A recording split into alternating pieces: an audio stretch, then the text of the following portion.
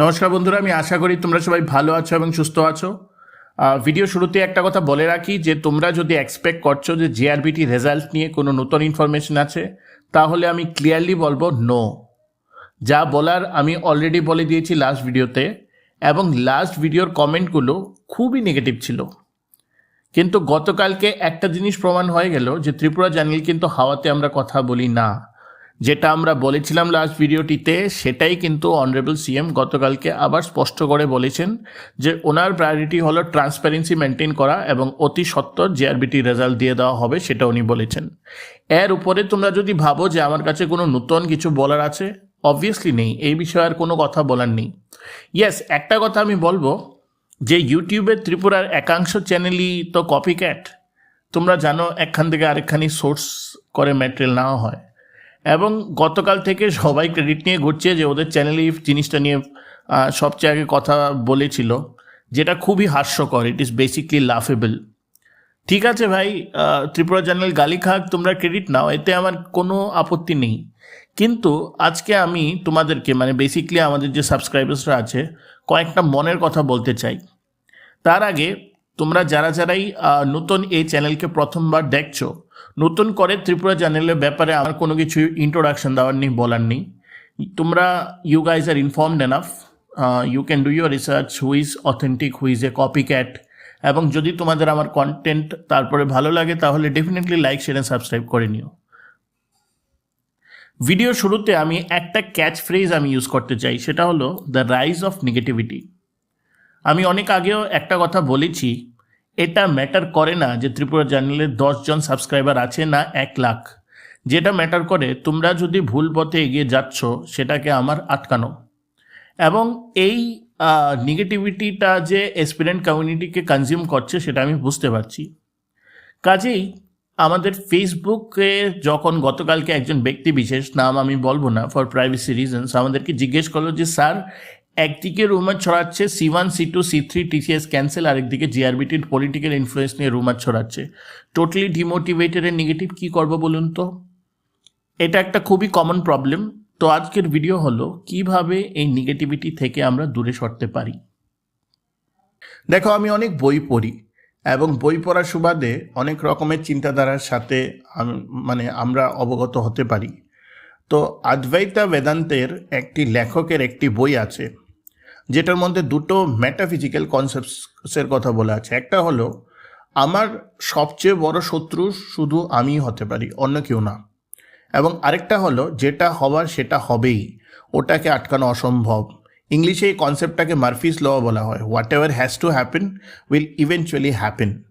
তুমি একটা এসপিরেন্ট, তোমার কাজ হলো একটা রিয়েলিস্টিক গোল সেট করা এবং সেটা নিয়ে পড়াশোনা করা।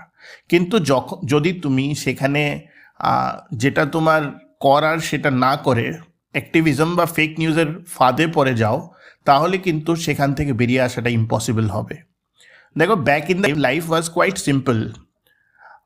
আমরা মাঠে যেতাম, খেলতে, ঘুরি উড়াতাম, ভাই বোনের সাথে বসে পড়াশোনা করতাম, খেলাধুলো করতাম, ইভেন কি টেলিভিশনেও কমিউনিটি ভিউয়ারশিপ ছিল। লোডশেডিং হলে মোম জ্বালিয়ে পড়াশোনা করতাম সবাই একসাথে।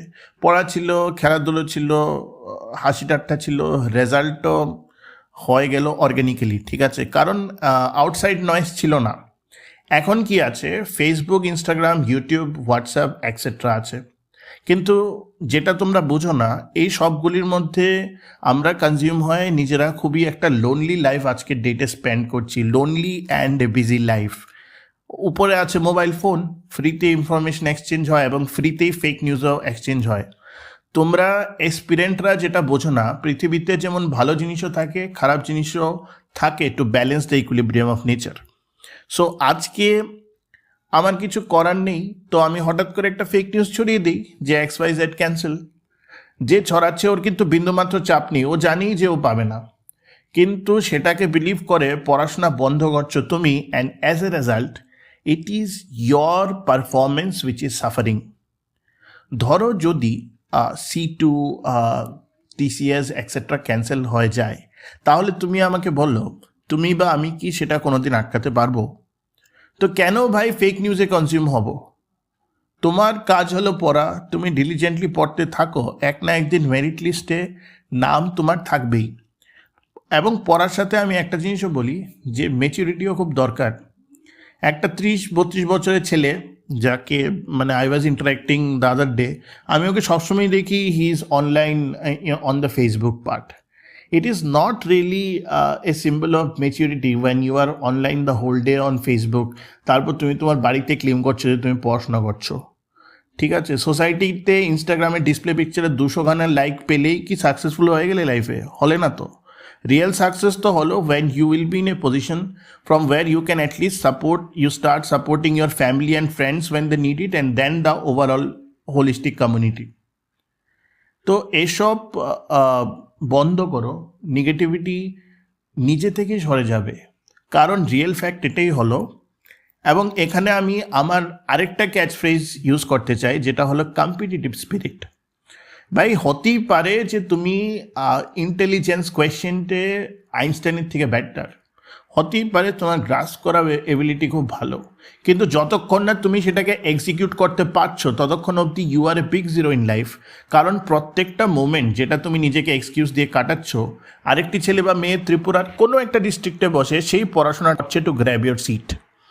আমার মতে একটা সোলজারের স্পিরিট, আমি স্পিরিটের কথা বলছি, একটা সোলজারের স্পিরিট এবং একটা রিয়েল এক্সপিরিয়েন্টের স্পিরিটের মধ্যে খুব বেশি একটা ডিফারেন্স নেই। ইনফ্যাক্ট আমার চোখে আমি যাদেরই দেখেছি two crack any government exam, ওরা ওদের কম্পিটিটিভ স্পিরিটের জন্যই পেয়েছে। ইন এ ওয়ার, যখন চারিদিক থেকে একটি সোলজারের উপর বুলেট আসছে, she will not look back once to give himself of herself excuse কি এখন কি হবে, because it is time to execute. You need to be ruthless to win the battle. Similar spirit যদি না থাকে, it is very hard for any one of us to crack any competitive exam. নিজেকে বলতে হবে my biggest enemy is me. The moment তুমি তোমার unwanted থটসগুলোকে control করে রুটিন পড়াশোনা করতে শুরু করে দিয়েছো, that is the moment you get the job. Merit লিস্টটা তো একটু আসবে, এটা একটু পরে ফর্ম্যালিটি হয়ে যায়। তো বন্ধুরা, সেই কম্পিটিটিভ স্পিরিটটা নিয়ে আসো, নেগেটিভিটিকে কমিয়ে দাও। It is time to grab that one seat or cry for the whole life. আমরাই মানতে C2 এর বাকি পোর্শনটাগুলো যেগুলো আছে সেগুলো কভার করে নেব, বাকি যে জিনিসগুলো আছে সব আমরা কভার করে নেব।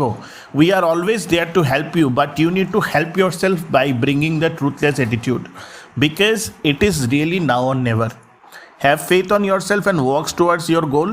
বাকি কোনো রকম নয়েজে কান দিও না, সরে যাও from the social media if it is hampering your piece.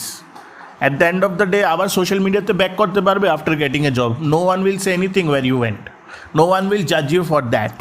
But তুমি যদি সোশ্যাল মিডিয়াতে অ্যাক্টিভ থেকে যদি তোমার পড়াশোনাটা ডুবিয়ে দাও, তাহলে কিন্তু it will B a big crime. তো এটাই আমি বলবো, এবং এই জন্যই আজকে আমার ভিডিওটি করা।